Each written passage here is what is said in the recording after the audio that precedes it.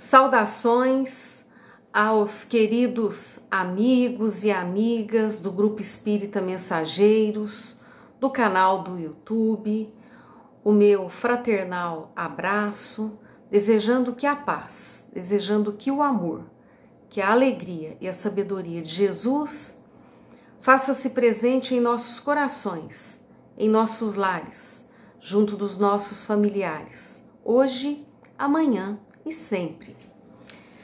Quero inicialmente agradecer a atenção, a visualização de todos vocês. Se inscrevam lá no grupo, no canal do YouTube, e quando for postado algum vídeo novo, o YouTube avisará. Mas estamos, neste vídeo semanal de estudo do Evangelho segundo o Espiritismo, estudo de textos evangélicos que fazemos às quartas-feiras lá no Grupo Espírita Mensageiros, presencialmente e através do canal do YouTube. Então estamos naquele momento de nos unirmos, nos irmanarmos neste ideal de aprimoramento de nós mesmos. Já preparei aqui a minha garrafinha com água, prepare a sua também aí na sua casa e vamos então elevar o nosso pensamento a Deus. Deus nosso Pai, Pai de infinita bondade, infinito amor e infinita misericórdia. A Jesus, nosso Mestre, amigo incondicional das nossas vidas, rogando a eles, a Maria Santíssima, nossa Mãe, nossa intercessora, a proteção, o amparo, a sustentação, a inspiração da espiritualidade maior, trabalhadora do bem, da espiritualidade amiga, trabalhadora do Grupo Espírita Mensageiros e dos nossos mentores em particular, para que possamos nesses momentos aurir energias benéficas, renovadoras, restauradoras para o nosso corpo físico, para o nosso corpo espiritual, e que estas energias benéficas entrem na nossa casa, no nosso lar, alcance os nossos entes queridos que residam conosco, os nossos entes queridos que residam em outras casas, em outras cidades, que eles também possam ser beneficiados, que estas energias benfazejas alcance também os nossos entes queridos e amados que se encontram no plano espiritual, que eles sejam alcançados também por essas energias benéficas, recebam o nosso carinho, a nossa gratidão. E muito mais do que pedimos e pensamos, que Deus possa fazer por todos nós, hoje, amanhã e sempre. Queremos hoje falar um pouquinho sobre a mulher, porque estamos próximos, do dia 8 de março, Dia Internacional da Mulher. E queremos falar da mulher e o Evangelho, a mulher na codificação espírita, falarmos um pouquinho. Nós escolhemos aqui, para a abertura dos nossos comentários, um versículo que está na carta de Paulo aos Efésios, capítulo 5, versículo 28, em que Paulo diz que a mulher respeitada, honrada de entendimento esclarecido, é que faz a família forte e a sociedade grande, moral, unida. Assim, orienta Paulo, devem os maridos amar suas próprias mulheres, como a seus próprios corpos. Quem ama a sua mulher, ama a si mesmo. Lembremos-nos daqui que o poema do amor, que foi escrito por Paulo, que está lá na Epístola aos Coríntios, foi inspirado, segundo tradições do mundo espiritual e segundo um livro de um estudioso, pesquisador dos evangelhos, Jorge Martins Damas, aquele poema do amor de Paulo foi inspirado na vida de Maria. Maria Santíssima, né? Como está no livro Boa Nova, Maria mais do que santa, Santíssima. Então diz Paulo lá no seu poema do amor: o amor é benigno, o amor quer fazer o bem, o amor não busca os seus interesses, não se comporta de forma inconveniente, o amor não julga mal, o amor é paciencioso, o amor tudo sofre, tudo crê, tudo espera, e o amor, por misericórdia divina, jamais acaba, né? Então nós vemos que Paulo se inspirou em Maria, uma mulher, para compor esse poema do amor, linkando cada fato da vida de Maria a este poema. O Espiritismo, em harmonia com as leis divinas e harmonia com o próprio entendimento de Jesus, seus exemplos, seus ensinamentos, projeta luz sobre esta questão, né, que se chama guerra dos sexos, né? E vem nos colocar que homem e mulheres são espíritos encarnados, ora num corpo masculino, ora num corpo feminino. Kardec vai tratar disto lá no Evangelho segundo o Espiritismo, em que ele vai perguntar à espiritualidade superior sobre a igualdade dos direitos do homem e da mulher, a partir da questão 817 a 822, né? E na questão 822, Kardec vai perguntar assim: os homens, sendo iguais perante a lei de Deus, devem sê-lo também perante a lei divina? Sem dúvida nenhuma, né?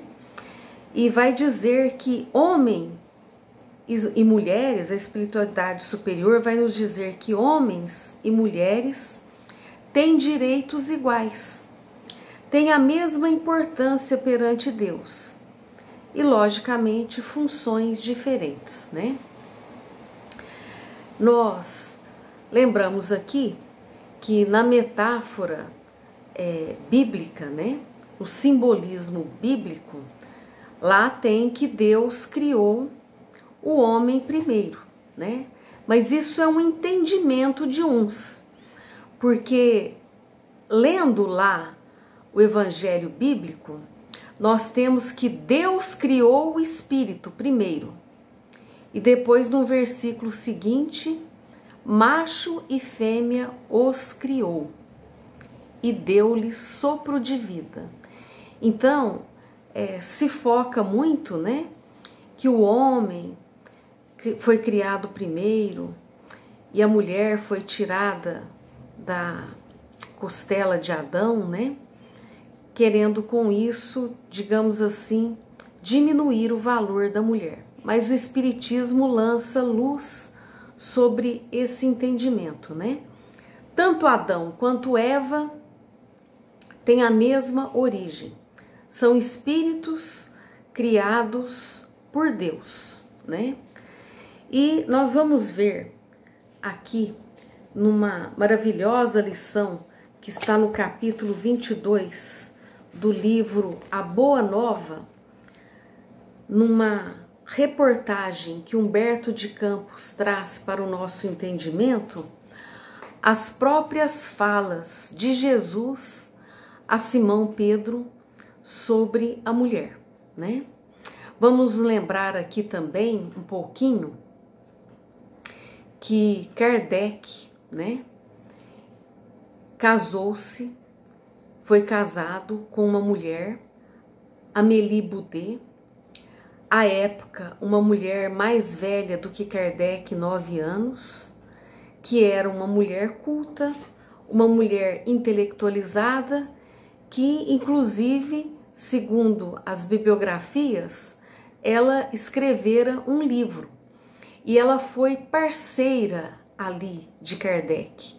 Ela foi ali atuante no movimento espírita. Vamos refazer aqui aquele ditado, que atrás de um grande homem sempre há uma grande mulher. Não, ao lado de um grande homem há uma grande mulher.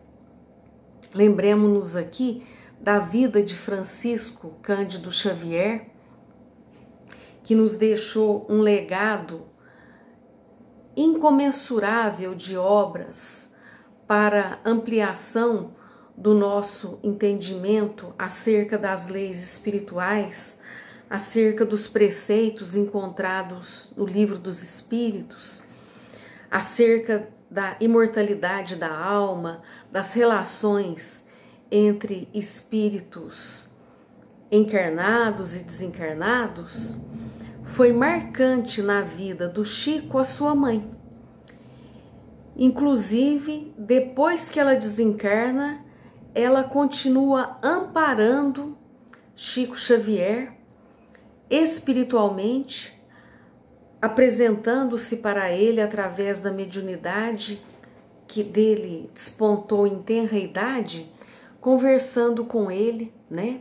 Fazendo orientações, pedindo paciência, boa vontade, confiança em Deus, fé, né? E é ela que vai dizer ao Chico, quando ele recebe a sua primeira mensagem, que há 2 tesouros ali, naquela primeira reunião que ele participa, né? O Evangelho segundo o Espiritismo e o Livro dos Espíritos. Então ela recomenda a ele estudar, né? Lembramos-nos aqui também da contribuição das médiuns psicógrafas, que através delas, né, do trabalho delas, Kardec pôde assim estruturar a doutrina espírita. Separou ali a mensagem de várias e várias médiuns, muitas delas adolescentes, e ele então estruturou, digamos assim, codificou a doutrina espírita, né? Então nós vemos que a doutrina espírita dá à mulher a importância que ela merece, né? E muito importante essa colocação de Kardec no Livro dos Espíritos, que fala sobre a igualdade de direitos entre os homens e as mulheres, né? Há uma poesia que eu gosto muito, que coloca homem e mulher em igualdade. É a poesia belíssima de Victor Hugo, né? Intitulada O Homem e a Mulher. Diz-nos Victor Hugo: o homem é a mais elevada das criaturas, a mulher o mais sublime dos ideais. O homem é o cérebro, a mulher o coração. O cérebro fabrica a luz, o coração o amor. A luz fecunda, o amor ressuscita. O homem é forte pela razão, a mulher é invencível pelas lágrimas. A razão convence, as lágrimas comovem. O homem é capaz de todos os heroísmos, a mulher de todos os martírios. O heroísmo enobrece, o martírio sublima. O homem é o código, a mulher é um evangelho. O código corrige, o evangelho aperfeiçoa. O homem é um templo, a mulher o sacrário. Ante o templo nos descobrimos, ante o sacrário nos ajoelhamos. O homem pensa, a mulher sonha. Pensar é ter no crânio um objetivo. Sonhar é ter na fronte uma auréola. O homem é um oceano, a mulher é um lago. O oceano tem a pérola que o adorna, o lago a poesia que deslumbra. O homem é águia que voa, a mulher é o rouxinol que canta. Voar é dominar o espaço, cantar é conquistar a alma. Enfim, o homem está colocado onde termina a terra e a mulher onde começa o céu. Mas queremos falar um pouco sobre o entendimento de Jesus. E vamos encontrar aqui, neste livro Boa Nova, a vida de Joana de Cusa, que foi seguidora do Evangelho, colaboradora com os primeiros discípulos, a vida de Maria Santíssima, mas queremos aqui falar do capítulo 22, intitulado A Mulher e a Ressurreição, em que vamos encontrar Jesus e Simão Pedro saindo de um barco à margem do lago Tiberíades. E Pedro estava pensativo e Jesus captou. Jesus era onisciente, né? Percebeu ali os pensamentos do amigo e pergunta: que tens tu, Simão, né? E Pedro, assim, surpreendido do mestre perceber ali os seus pensamentos, os seus receios, as suas apreensões, pergunta: Senhor, a lei que nos rege manda lapidar a mulher que perverteu a existência. E aí Jesus diz a Pedro com brandura: quase sempre, Simão, quase sempre, não é a mulher que se perverte a si mesma, é o homem que lhe destrói a vida. Mas continua Pedro perguntando, né? Dizendo que os legisladores sempre ordenaram severidade e rispidez para com as decaídas. E que Simão temia por Jesus por acolher nas suas pregações tantas mulheres de má vida, uma vida não convencional, né? Jesus fala com a mulher no poço de Jacó, a mulher samaritana, que segundo Jesus já tinha tido 5 maridos, né? Mulheres que não tiveram assim uma vida, digamos, de acordo com as convenções da época, seguiam a Jesus. E Jesus responde a Pedro: não temas por mim, Simão, porque eu venho de meu Pai e não devo ter outra vontade a não ser cumprir os seus desígnios sábios e misericordiosos. Então, os desígnios de Deus são sábios e misericordiosos. E continua Jesus elucidando a Pedro: a mulher, a lei antiga que manda apedrejar a mulher que caiu em equívoco e foi desamparada pelos homens, entretanto, a lei também determina que amemos aos nossos semelhantes como a nós mesmos. E o meu ensino, Pedro, diz Jesus para Pedro, é o cumprimento da lei pelo amor mais sublime sobre a terra. Poderíamos, pergunta Jesus a Pedro, culpar a fonte quando um animal lhe polui as águas? De acordo com a lei, devemos amar tanto a fonte como o animal, que pela expressão da sua ignorância causa à fonte esta afetação.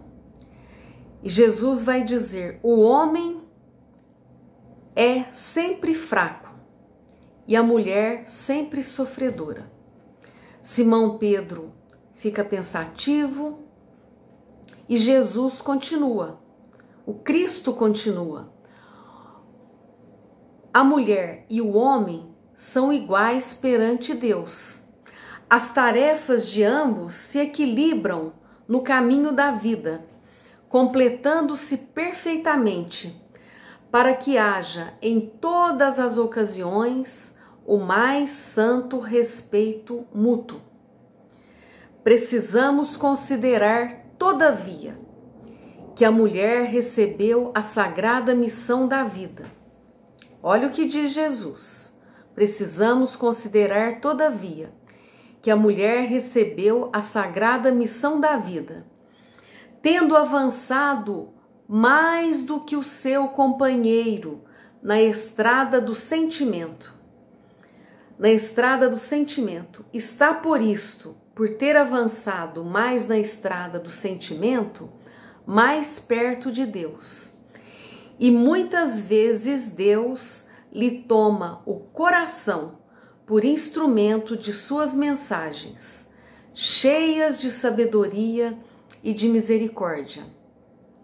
Em todas as realizações humanas, fala de Jesus no livro Boa Nova, em todas as realizações humanas há sempre o traço da ternura feminina, levantando obras imperecíveis na edificação dos espíritos. Na história ficam somente o nome dos políticos, dos filósofos, dos generais que passam. No silêncio, desconhecida de todas, fica ali anônima a história da mulher. Mas todos estes homens são filhos da grande heroína que passa no silêncio, desconhecida de todos e muitas vezes dilacerada nos seus sentimentos mais íntimos, ou então exterminada nos sacrifícios mais pungentes de renúncia, de abnegação, de devotamento. Mas Deus também, Simão, é desconhecido de muitos. Deus passa em silêncio, porque o ruído é próprio dos homens. Mas Deus é síntese de toda verdade e de todo amor. Por isso, Simão, olha o que diz Jesus: as mulheres mais desventuradas possuem no coração o germe divino para a redenção da humanidade inteira. Seu sentimento de ternura e humildade será em todos os tempos o grande roteiro para a iluminação do mundo, porque sem o tesouro do sentimento, todas as obras da razão humana podem perecer como um castelo de falsos esplendores. Simão ouve a Jesus encantado e Jesus continua, Continua falando a Simão: e será sempre a mulher que buscaremos confiar a missão sublime na construção evangélica, dentro dos corações, no supremo esforço de iluminar o mundo. Vejamos, queridos amigos, que as mulheres ensinam aos seus filhos e filhas a oração, a existência de um Pai bondoso, amoroso. Falam de Jesus, nosso Mestre, que veio até nós exemplificar o amor. A mulher é a primeira evangelizadora. E quando a mulher faz no seu lar o evangelho, ela prepara seus filhos e filhas para os desafios da vida, para que eles tenham uma consciência tocada pelo entendimento de um Deus que é Pai, que é bondoso, que é misericordioso, e de uma lei que a todos nos alcança. Neste capítulo do livro Boa Nova, fala que passado alguns dias, depois do sermão, dos episódios do doloroso drama do Calvário, todos os discípulos ficaram como que desorientados, né? Deixaram-se fraquejar na fé.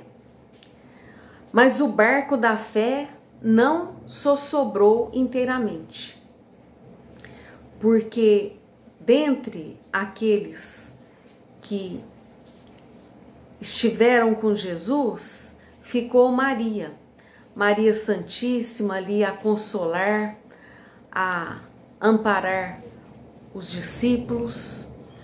E é então que este livro nos traz que é uma mulher que de manhã, no terceiro dia, Maria de Magdala vai até o sepulcro onde o mestre foi deixado, onde o seu corpo foi deixado, onde Jesus foi deixado. Maria de Magdala leva perfumes e flores. No seu coração, ela queria aromatizar o corpo de Jesus, as suas mãos, ainda uma vez contemplá-lo, né? Amenizar ali o seu sofrimento, e levava no seu coração uma fé radiosa e pura, lembrando-se de tudo que o Senhor lhe ensinara, lembrando-se de ter um novo direcionamento na sua vida. E é então que ela não encontra Jesus. E quando está retirando-se, entristecida, para contar aos discípulos dos fatos que ela havia ali verificado, ela ouve uma voz, Maria, e ela reconhece a mesma voz das pregações, das exposições, a mesma voz terna. Ela se volta, lembra-se da voz inesquecível do Mestre, e ele aparece para Maria e contempla Maria com um sorriso. Ela quis atirar-se-lhe aos pés, beijar-lhe as mãos. No entanto, Jesus pede com ternura, esclarecendo: não me toques, porque ainda não fui para o meu Pai. Então Maria ajoelha-se e, num transbordamento de alegrias e de lágrimas, de inexcedível ventura, vê que tudo quanto Jesus pregara era verdade. Ele falara da imortalidade da alma, e ele estava ali diante dela, provando que o ser imortal continua. Ela enche-se de alegria, e Jesus pede então que ela vá e conte aos discípulos que se encontravam temerosos, que se encontravam desorientados, e fale, né? E conte do que viu. Então, naquele momento, levanta-se a fé, renova-se o amor, né? E vemos que Maria é ali a primeira mensageira de uma alegria maravilhosa, de uma alegria imensa que atravessou os séculos. Há uma mensagem de Emmanuel que pergunta por que Jesus se apresentou primeiro para Maria. E ele conclui que Maria foi uma das personagens tocadas por Jesus que mais transformaram a sua vida, né? Então, há um livro também de um historiador Ernest Renan, que pergunta: onde está o sábio da terra, que tenha dado ao mundo tão grande alegria, como a notícia que nos trouxe Maria de Magdala da ressurreição do Cristo? É o que nós tínhamos para hoje. Que Deus nos abençoe, nos proteja, ampare todas as mulheres, hoje, amanhã e sempre, porque temos para com a mulher, para com as nossas mães, as nossas avós, as nossas tataravós, uma dívida imensa, por elas terem nos dado a oportunidade de retornar ao mundo. Que Deus abençoe, ampare e proteja as mulheres da nossa família e todas as mulheres do mundo. Muita paz a todos, fiquem todos com Deus. Até o nosso próximo encontro.